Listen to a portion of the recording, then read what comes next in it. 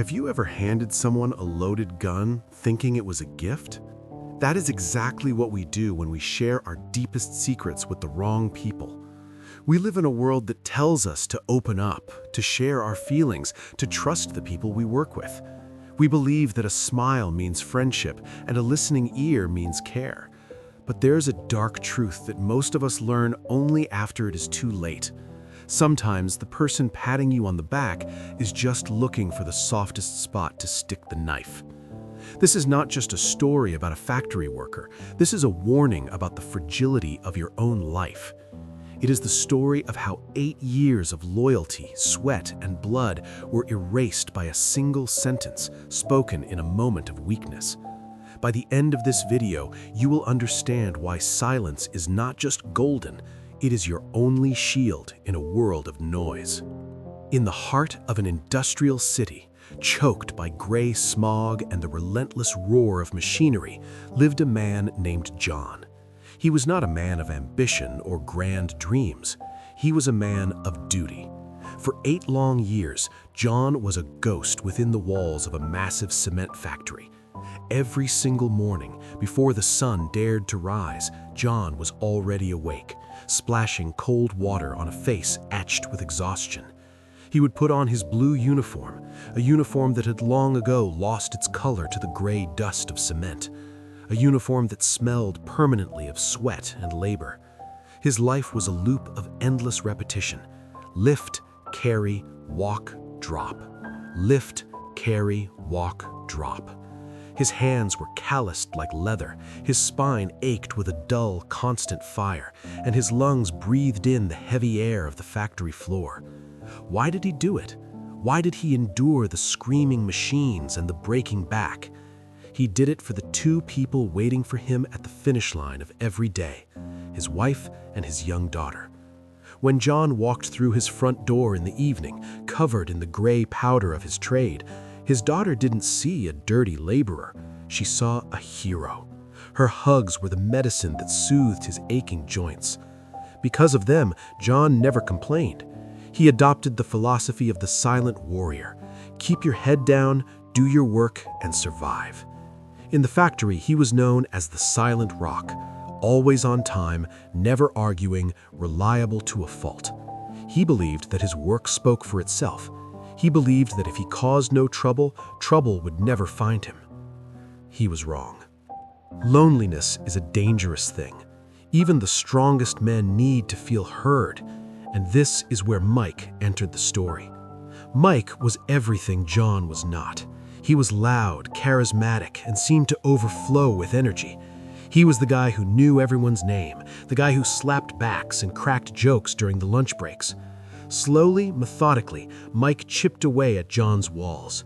He would sit with John, share his food, and ask about John's daughter with a voice that dripped with synthetic empathy. To John, he felt like a breath of fresh air in a suffocating room. He began to believe that he had finally found a friend in this concrete jungle. But John failed to see what Mike really was. Mike was a collector, not of stamps or coins, but of information. He was a man who used other people's secrets as currency to buy himself attention and a false sense of importance. The tragedy began on a Tuesday evening during the golden hour when the setting sun paints the dirty factory walls in deceptive shades of orange. The shift had been brutal. The quota was high, the bags felt heavier than lead, and John's body was screaming in protest. As they walked out of the gates, John's guard came down. Just for a second. He looked at Mike, let out a heavy sigh that carried the weight of 8 years, and said the words that would seal his fate. He said, "Mike, my bones are aching today. I'm getting too old for this heavy lifting. I think I might ask the supervisor if I can do some lighter inventory work, just for tomorrow, just to let my back recover." That was it. He didn't say he hated the company. He didn't say he was quitting. He didn't speak with malice. He spoke with human exhaustion. Mike nodded, squeezed his shoulder, and said, "I understand, brother." But Mike didn't understand. He was already calculating how to spend this new coin he had just earned. The next morning, the poison began to spread. Mike didn't tell the story as it happened. That would be too boring. Standing by the tea stall, Mike whispered to a colleague, "Hey, John is really unhappy. He's saying he can't handle the work anymore." That colleague, wanting to sound in the know, told the floor manager, "John is fed up. I think he's planning to walk out." The floor manager, terrified of losing productivity, reported to the supervisor, "John is spreading negativity. He's telling others the work is too hard and we might have a labor issue." By the time the story reached Mr. Henderson, the factory owner, the truth had been completely butchered. The owner didn't hear about a tired man needing a one-day break. He heard about a rebellious leader who was poisoning the workforce and planning a strike. In the corporate world, fear travels faster than light. When John arrived at work the next day, ready to grind again, he was met not by his machine, but by security guards. He was marched into an office where the air was cold and the faces were hard. He wasn't asked for his side of the story. He wasn't shown the respect of a conversation. He was accused of betrayal, of being a cancer to the team. John stood there, stunned, his hat in his hands, trying to explain that he only wanted one day of rest, but his voice was drowned out by the noise of the rumors. He was fired on the spot. 8 years of loyalty were tossed into a cardboard box. As he was escorted out of the gate, the same gate he had walked through thousands of times, he saw Mike in the distance. Mike didn't look at him. He was already laughing with someone else, looking for his next victim.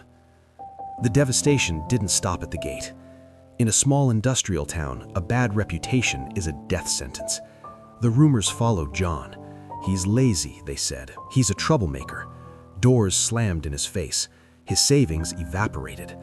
The stress turned his home, once a sanctuary, into a place of silent panic. John eventually had to pack his bags and leave the city entirely, uprooting his family to find work where no one knew his name. Weeks later, the factory manager was reviewing security tapes and saw John working alone, day after day, with perfect dedication. He realized then that the rumors were lies, but it didn't matter. The apology was never sent. The damage was permanent. The truth was useless because the victim was already gone. This story leaves us with a haunting lesson.